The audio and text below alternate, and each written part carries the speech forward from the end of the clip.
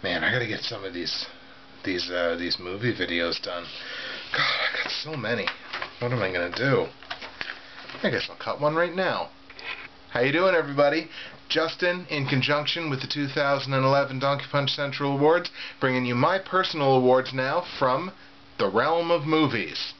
So we're going to be giving away 3 awards in this video.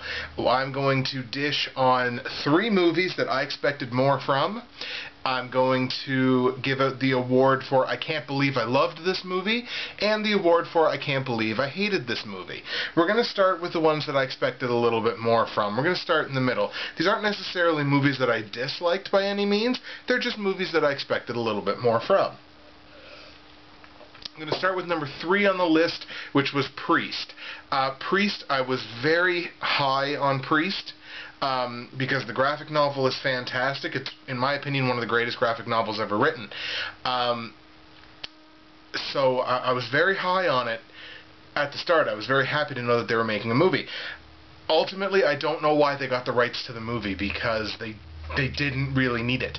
The movie had an awesome opening sequence, but after that, it wasn't bad, but like the mythology of it, the movie's internal logic and everything like that, it's basically there for show. Ultimately, it's a decent vampire movie, but it's not up to the level that I expected it to be, because it's got the name Priest on it, so I expected it to be of a certain level. It was entertaining. I didn't hate the movie. I think I ranked it a 60 out of 100, which clearly I didn't hate it, just expected a lot more from it. From Priest, we're going to move on to Your Highness. Your Highness is a Danny McBride vehicle. Danny McBride, if you don't know, he's Kenny Powers from Eastbound and Down. So there's Your Highness. It's a medieval movie. It also has James Franco and Natalie Portman in it. And I remember laughing at watching the movie, for sure. I mean, it's a comedy, so I remember laughing. And Zooey Deschanel is in it too, and I love Zooey Deschanel so much. So it was great to see her in it. But I mean, Danny McBride's writing, Danny McBride wrote it as well as starred in it, and I mean, Danny McBride's writing is probably better suited to TV. You know, there was so much about the movie that just, even though I laughed, I didn't laugh nearly as much as I had hoped that I was going to, because not only do I like James Franco as an actor, I also find James Franco hilarious. So I was really hoping to get more out of it in terms of laughter, and of that I just didn't get enough, nor did I get a bunch of other stuff to sort of make up for it. I ended up ranking it a 35. You know, it's got the basic fantasy idea of the movie right, but ultimately, you know, for me, it wasn't good enough. But the single movie this year that I expected more from was Cowboys and Aliens. Cowboys and Aliens obviously has Daniel Craig in it. It's also got Harrison Ford. It seemed like a really, really great idea. And it was a good idea. It's an ambitious movie. It's a movie that takes chances. And it just didn't do it enough for me. I'm very forgiving of the sci-fi genre. But just in this case, for whatever reason, it didn't. The execution on it wasn't great, and it just didn't hit it for me. There were so many things that were just thrown in there, and you're expected to just go, oh well, okay, I guess that's okay. Like, there's so many things that's just thrown in there, and you're just asked to accept it.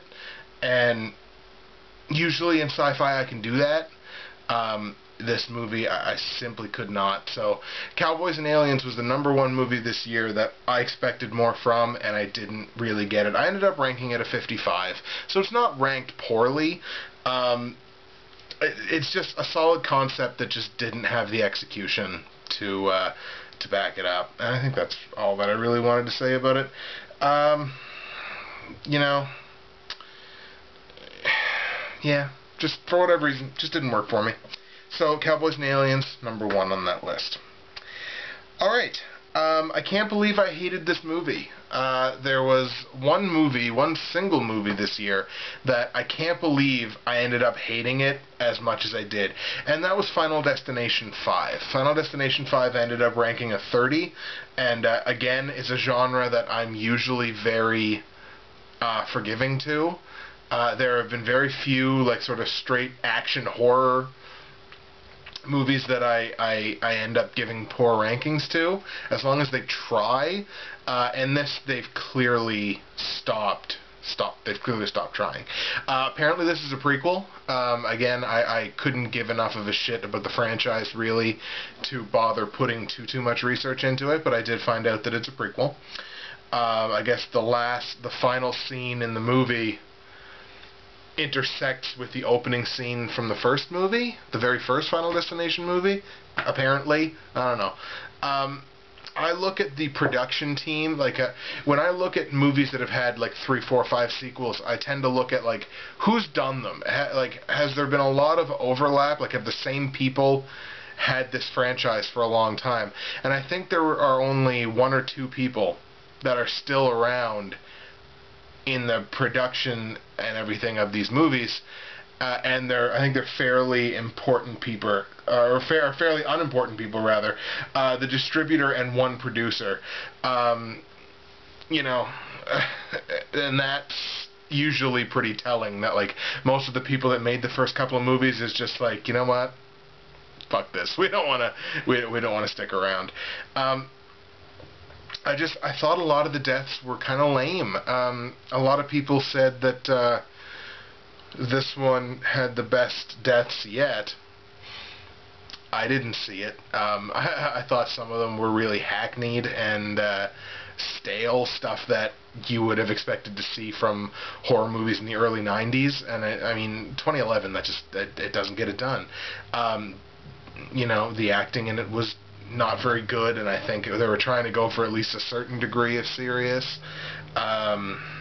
You know, it's a franchise that has really fallen flat and stale, and I really, really, really hope that this is the last one. Certainly skip that one for sure if you haven't seen it yet. Final Destination 5, I can't believe I hated this movie. Let's end on a positive note. Let's end with, I can't believe I loved this movie. Midnight in Paris. Wow. What a great movie this was. And I loved it so much, not just because of the aesthetic, not just because of a fucking dynamite performance from Owen Wilson. Better than I thought Owen Wilson could ever be. It's such a comeback for Woody Allen. The last couple Woody Allen movies haven't been the greatest, and I'm just so happy to see him come back with something like Midnight in Paris, which is just, this is art. This was more than a movie. It was art, and it was art on the screen, and it's just phenomenal. Great performances all around. Not just Owen Wilson in the lead, but just great performances from everybody playing historical figures. Owen Wilson is basically playing Woody Allen.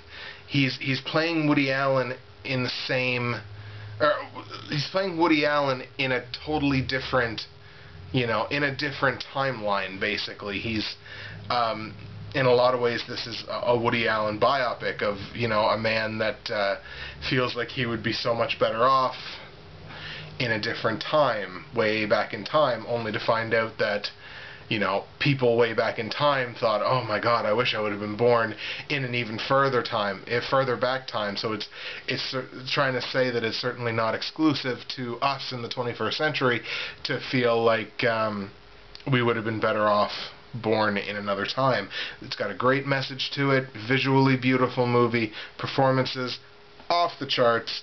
Midnight in Paris, I can't believe I loved this movie.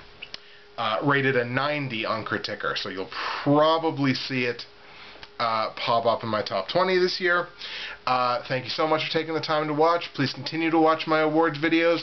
Justin, Donkey Punch Central Awards 2011, Bridgewater's Finest on YouTube, Blockbuster_Guy on Twitter. Thank you for watching. Have a great day.